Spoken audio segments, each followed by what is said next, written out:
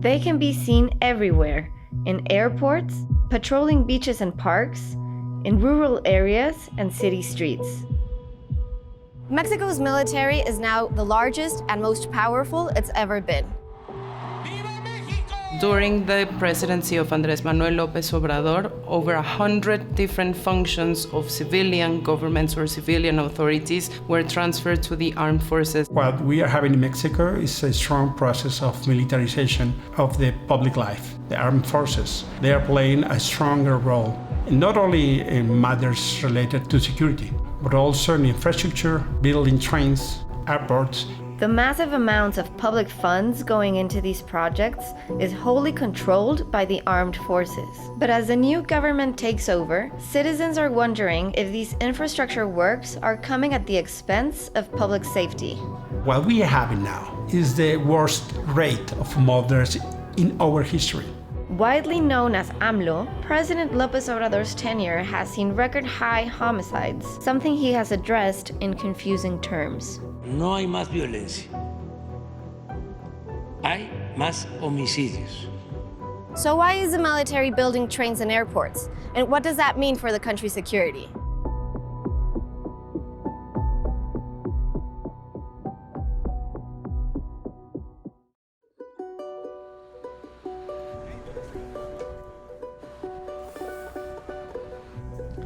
We are on the Maya train, a 900-mile railway that carves through the Yucatan Peninsula in Mexico's southeast.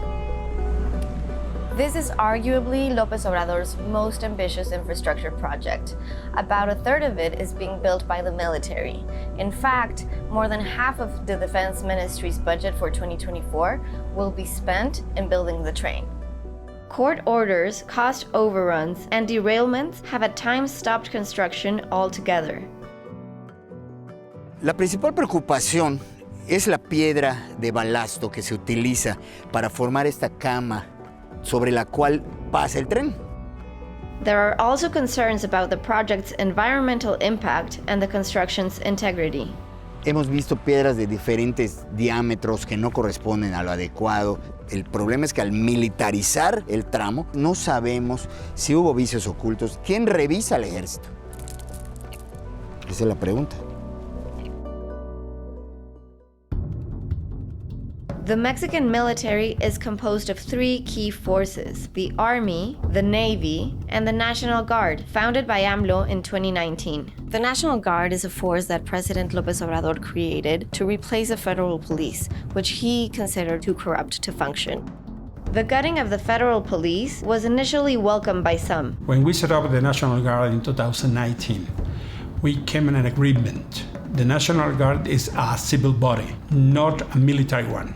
But then in 2022, President López Obrador moved it to the Defense Ministry, essentially making it a military institution. In 2023, the Mexican Supreme Court declared the move unconstitutional and said that it should be reversed. But in practice, the National Guard still responds to the Defense Ministry. By transferring them, these new functions that belong to civilian authorities, were actively violating the Constitution and were actively undermining the rule of law. López Obrador views the military as the most trustworthy, least corrupt, and most efficient institution to carry out the large infrastructure works that he views as his legacy. Se habla de que pues ya en todo está el ejército y la marina. No es militarizar el país, es apoyarnos en dos instituciones que son pilares del Estado mexicano. Some data does reflect popular opinion of the military to be good. About 71% of Mexicans say they trust the Army and the Navy. That's more than the government or the police. Una institución como el Ejército o la Marina son mucho más rápidos, dan por su naturaleza y su formación resultados en construcción mucho más ágiles. ¿Usted considera que ha sido la mejor idea seguir priorizando obras de infraestructura a la seguridad de los ciudadanos? Por no permitir la corrupción y por hacer un gobierno austero, todo lo ahorrado nos ha alcanzado para impulsar el desarrollo de México. ¡Vamos! López Obrador is kind of pragmatic leader. He don't like no as an answer. And the soldier is being trained to answer yes, sir. That is the kind of answer he's looking for.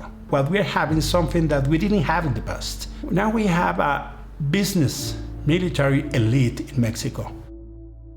Since López Obrador came to power in 2018, the combined budgets of the armed forces grew by 150%. Compared to the federal police that AMLO disbanded, the National Guard has almost tripled the membership. Yet, it's detaining fewer people and seizing less drugs and weapons.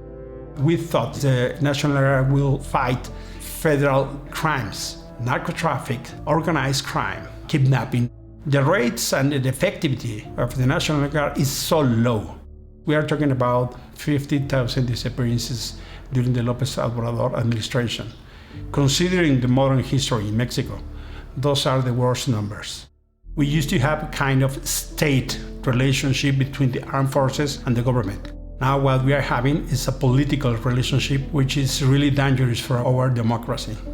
The armed forces are by definition armed corporations that can use the legitimate violence of the state against any enemy that they define, and having them performing these many functions increases the risks of human rights violations, arbitrary detentions. La Guardia Nacional costó 5 años, muchos recursos, tenemos que fortalecerla y tenemos que consolidarla. Falta todavía mucho por hacer, pero la ventaja es que hoy ya tenemos una institución que creo que va a dar muy buenos resultados, sobre todo en el futuro muy cercano. President López Obrador, in a very smart move, changed the constitution to force the next president to actually keep on using the armed forces and the military on public security matters until 2028. And that's going to be very difficult to reverse. Mexico's next president will have to reckon with what López Obrador created: a richer, mightier, and larger military that's more deeply ingrained in private business and government than it's ever been.